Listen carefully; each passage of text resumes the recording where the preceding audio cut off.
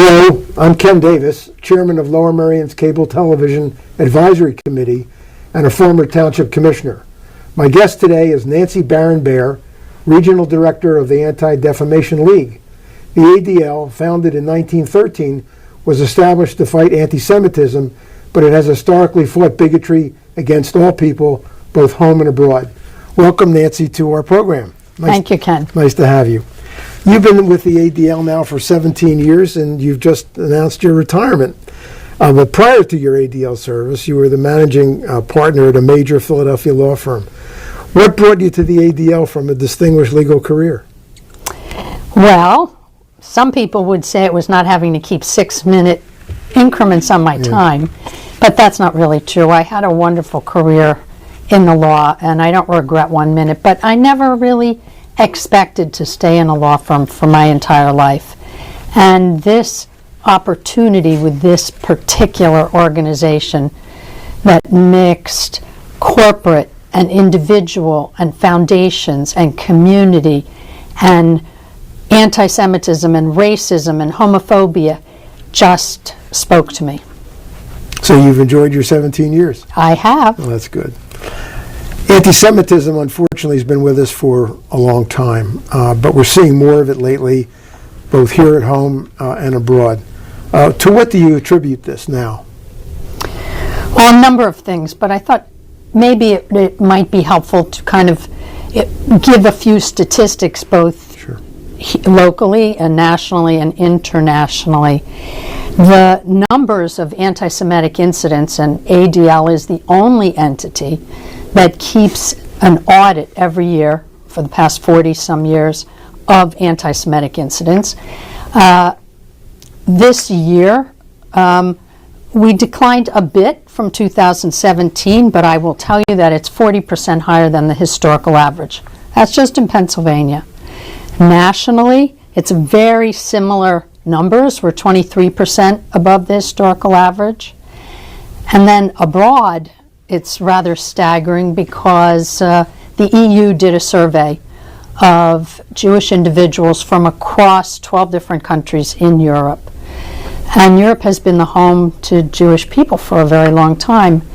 And it found that the numbers in the UK each year for the past 3 years have reached all-time highs.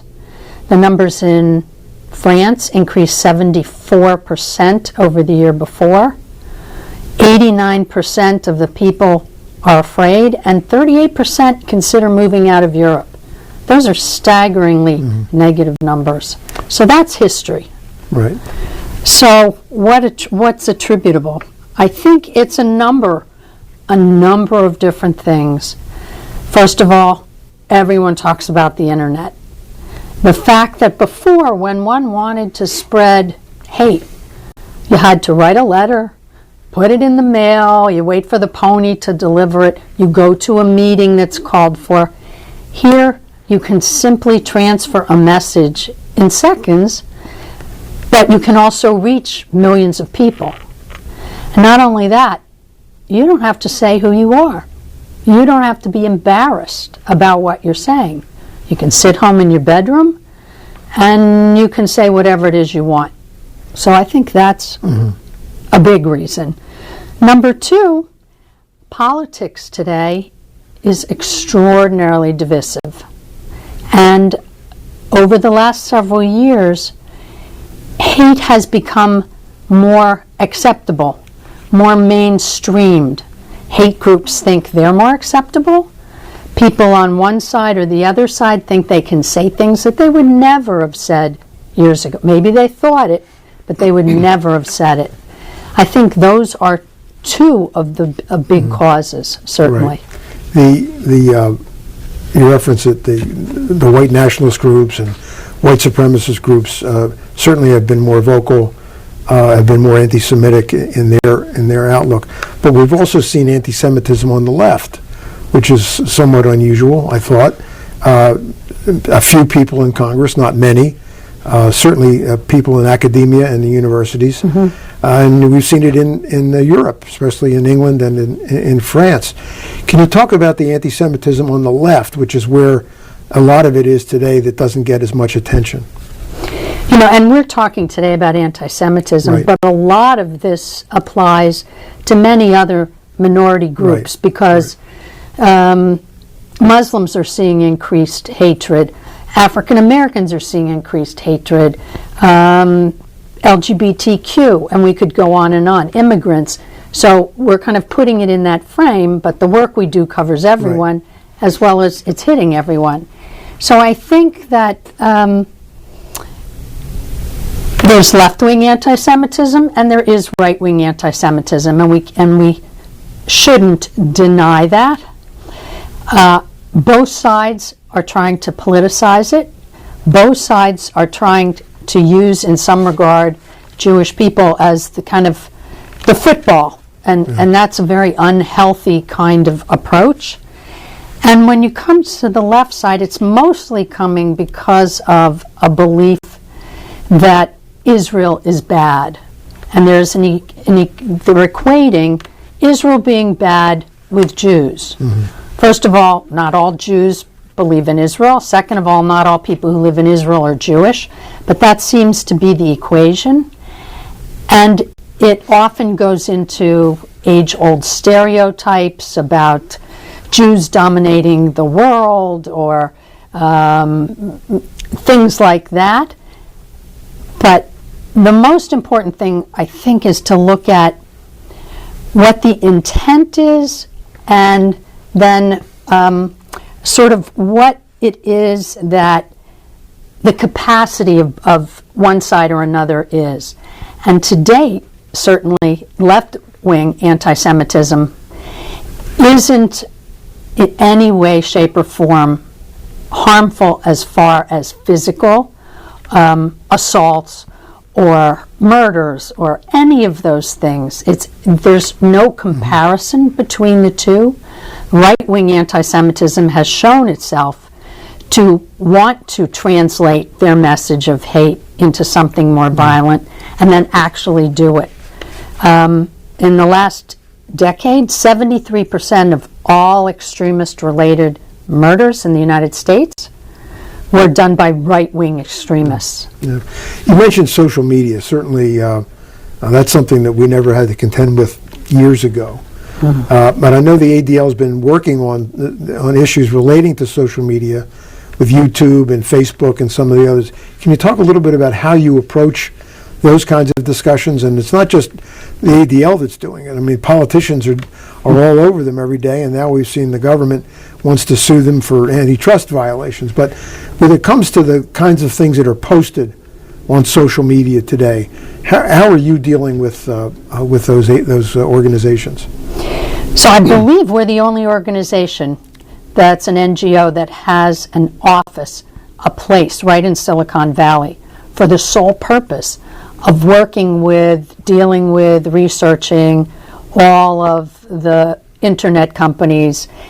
And we have a special division now, which is called the Center on Technology and Society, that does nothing but that kind of work, nothing. So what do? First of all, we're an entity that does a lot of research, and we bring forth reports based on our research that then will educate people in the community about the various issues. So that's one thing that we've been doing. There are many reports one can find on our website about everything from YouTube, who changed its policies on the kind of content it would keep up, to where we found they might be lacking in doing what they said they were going to do, to a blog on 8chan, 8chan being the site where 3 of the last white supremacist murderers placed their manifestos and said they were going to go do what they actually did. So we do a lot of research, we do a lot of reporting. We also are in working groups with Facebook and Twitter and Google and on, because we believe the best thing you can do is try to work together. We want to tighten up their policies internally. We want to make sure that, although they're tightened, that they follow them. And that's also for the average citizen on the street to take care of. If they see something, they should be reporting it. Right. Advocacy is a very important part of your mission, legislative advocacy, regulatory advocacy. Can you give us some examples of the kinds of things that you've been doing with governments at all levels to advocate the position of the ADL? Sure. Perhaps I can use hate crimes as an example. ADL drafted a draft statute that has been adopted in whole or in part by 45 states and the District of Columbia. But we didn't stop there. On the state front, we are working today to expand the definition because there are a number of categories, a number of groups of people that have not been included under our Pennsylvania hate crime statute.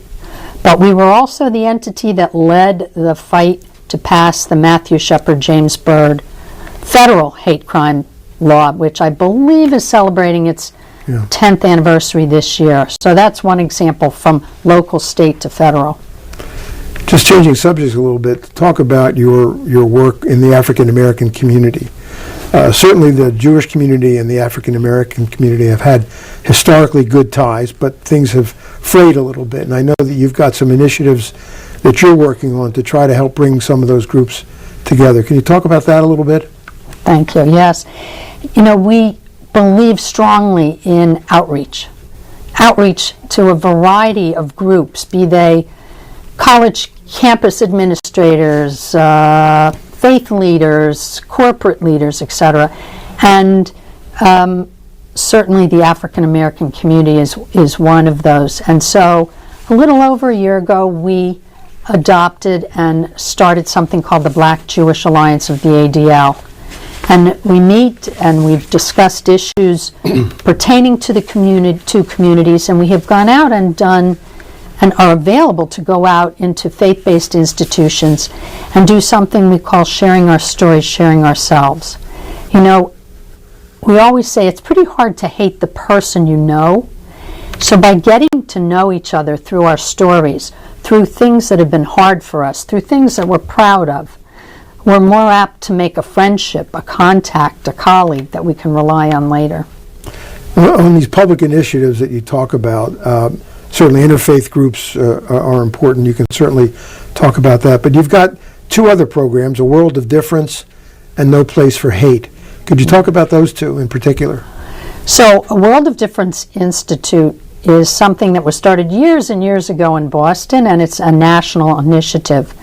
I believe that ADL is the largest anti-bias educator in the country, and the World of Difference Institute is one of the ways that we do that. So we go into schools, for instance, and we do an anti-bias training. It can be with the principals, it could be with the students, it can be with the cafeteria workers, to talk about the kind of issues they will face, about understanding diversity, appreciating the other. We do peer leader training so that students can go to their own schools to other students. To be honest, students would rather hear from each other. Yeah. And we work with them. So that's that program. No Place for Hate is in 225 schools around the Commonwealth and the region. And that program is a program by which schools look into themselves to see what they need help with. What kinds of things do they want to concentrate on when it comes to prejudice, when it comes to appreciating diversity? They then do 3 projects, and if they're acceptable to us, they will be designated a No Place for Hate school. So we work with them year long. And your work with interfaith groups has been successful, do you believe? We're trying every day. Yeah. When you talk about the hate crimes law and other such laws, a lot of them fall into the criminal law category. And of course, you're not a police agency, and you never pretended to be that. But you've spoken positively about your relationships with local law enforcement, state law enforcement, federal law enforcement. What kinds of things are you doing with them to assist them in what they need to do when it's appropriate? Yes, law enforcement's really one of our, people don't know about it, it's one of our secret pieces of our mission, I think, but one that we are very, very proud of. So we do many different things with law enforcement, including the fact that it is through our research often that we are able to assist law enforcement when they're out there trying to understand why the killer in Pittsburgh did what he did, or in advance of a situation occurring. Within about 3 hours of what happened in Pittsburgh, we were able to send to law enforcement in Pennsylvania a 59-page report that highlighted a number of things about the killer, the alleged killer, about the times, etc. It was very helpful to law enforcement. But we've also done it in advance to stop individuals from pursuing what it is that they may want to pursue. That's one way.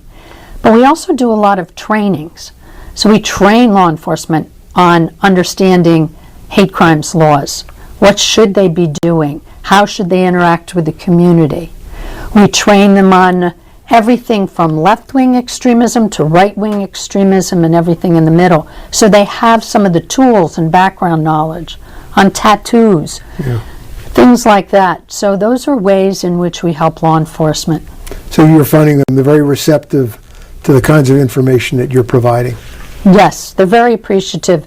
You know, they want to continue to learn, and because of generous donors, we offer all this at no cost to them, so they're very grateful for the education. You talked about schools, and obviously we've had some situations in schools, tragic situations in schools, and a lot of the crimes that were committed there were certainly based on hate and bigotry.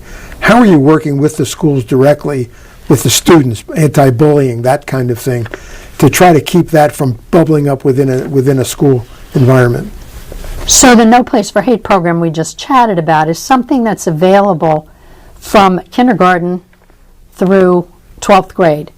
And we believe that by getting to individuals at a very young age, and we actually do teacher training too, of preschool teachers. We recently trained the entire Philadelphia preschool teachers, all of them, on anti-bias kinds of work. And that's a way to get, if you get both the teachers and the students participating, it's a way to help, hopefully, have them understand from an early age on, and then they're less likely at a later age to adopt some of the negative behaviors. In some of our universities across the country, a number of the students and professors have gotten behind this so-called BDS movement, boycott, divestiture, and sanction. It's obviously very controversial. Are you involved in educating people about what that means? Certainly we do education. We train students both at the high school level and the college level on how to look at anti-Semitism, how to face it, how to confront it. So that would all be a piece of that, yes. You've got an event coming up in October, I think it's October 7th, called A Day Against Hate. That's not the other one? No, that's not something that's taking place this year, but we are doing an event in November. Oh, that's the other event, right. Never Is Now? Right. Were you talking about that? Yes, we're really excited. It's our signature event, and it's in New York at the Jacob Javits Center. And it will feature dozens of speakers across the political spectrum from all walks of life. I can tell you that last year our main speaker was Tim Cook of Apple. Oh, yeah. So we attract a wide variety of audiences, and we talk about anti-Semitism, but we also talk about other forms of hatred and how we have to come together as a community and as a nation to fight it. So there are action steps for people, there's educational steps, and we invite everyone to join us on November 21st. That's great. So you've had really two successful careers. What's next for Nancy Baron-Baer? You want to tell our viewers today? Or? Well, I guess whatever I want. All right, you're staying in Lower Merion? I am absolutely staying in Lower Merion. I hope to volunteer. That's good. I hope to spend more time with my grandchildren. Yeah. I hope to travel. Yeah. So I'm not disappearing. Well, that's good. That's good. Well, in Lower Merion, you were on the zoning hearing board for a while I was... Some tough cases. Right, some tough cases there. And so I know you're civic-minded. And once you relieve yourself of these duties, we hope you'll come back to the township and find something else that to use your talents. Thank you. If I can encourage your viewers Please do. to please check out our website. You'll find so many programs. You'll find free table talks for parents and grandparents. www.adl.org. Got it. Thank you. My guest today has been Nancy Baron-Baer, Regional Director of the Anti-Defamation League. You can learn more about the ADL by going on your website, as Nancy just mentioned, adl.org. And you can find out what you can do to support the organization and to fight hatred and bigotry. Thank you for joining us. Good to see you. Thank you. Good to see you. Okay, bye.